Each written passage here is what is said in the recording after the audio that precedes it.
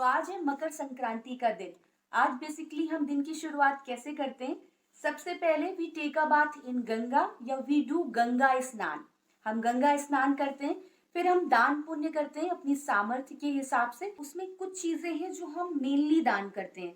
वैसे तो हम सामर्थ्य के हिसाब से जो चाहे दान कर सकते हैं, बट कुछ चीजें हैं जो इसके लिए स्पेशली हम दान करते हैं और इस दिन के लिए मंगाते हैं। लाइक हम खिचड़ी डोनेट करते हैं, हम मनी डोनेट करते हैं और हम तिल के और लैया के लड्डू डोनेट करते हैं। सो तिल के लड्डू को इंग्लिश में बोलते हैं सेसमे लड्डू और लैया के लड्डू को हम इंग्लिश में बोलते हैं puffed rice laddoo. I am sure आपने दान किया भी होगा आज और आपको मिला भी होगा। तो उसके बाद में क्या आता है? उसके बाद में हम उड़ाते हैं भाई पतंग।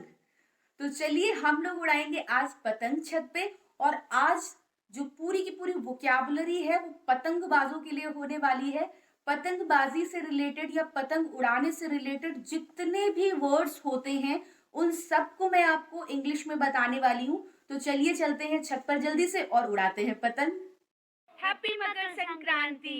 आज हम लोग जो पतंग उड़ाने से रिलेटेड टर्मिनोलॉजी है उसको हम लोग इंग्लिश में बोलेंगे। तो सबसे पहले पतंग उड़ाने को इंग्लिश में कहते हैं फ्लाई द काइट या फिर फ्लाई अ काइट। इसको क्या कहते हैं? इसको कन्ने बोलते हैं। कन्ने बोलते हैं। तो कन्ने को हम इंग्लिश में बोल सकते हैं ब्राइडल या फिर हम बोल सकते हैं काइट नॉट्स। अब अगर मुझे बोलना है इवन मुझे तो कन्ने बांधने भी नहीं आते, तो I don't know even how to tie kite knots. और जो मांझा होता है ये काफी शार्प होता है, इससे फिंगर भी कट जाती है। तो मांझे को इंग्लिश में हम बोलते हैं स्ट्रिंग। आप देख रहे हैं कि ये है चरखी। तो चरखी को हम इंग्लिश में बोलते हैं रील या फिर स्पूल। दीदी मैं आपको छुड़ैया दे रहा हूँ, आप पतंग उड़ा लोगे। Very nice. तो छुड़ैया देने को हम इंग्लिश में क्या बोलेंगे? छुड़ैया देने को हम इंग्लिश में बोलेंगे support the kite to fly. I just love to do kite robbing. Kite robbing का मतलब होता है पतंग लूटना। तो मुझे पतंग लूटना बहुत अच्छा लगता है, बट मुझे आती नहीं है उड़ानी, वो बात अलग है।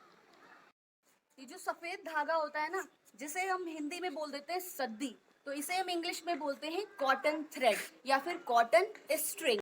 दीदी मंझा बहुत तेज है। मांझा बहुत तेज है, इसे हम कैसे बोलेंगे इंग्लिश में? इसे हम बोलेंगे स्ट्रिंग इज वेरी शार्प।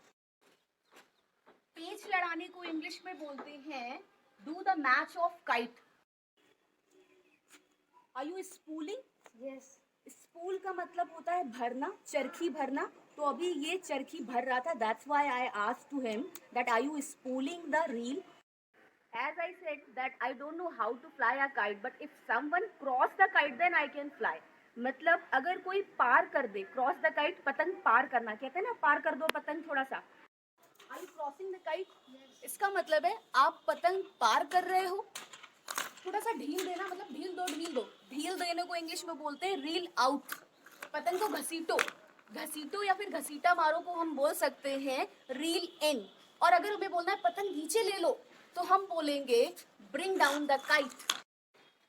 मैं पतंग काटने जा रहा हूँ। अब मैं पतंग काटने जा रहा हूँ, इसको हम इंग्लिश में कैसे बोलेंगे?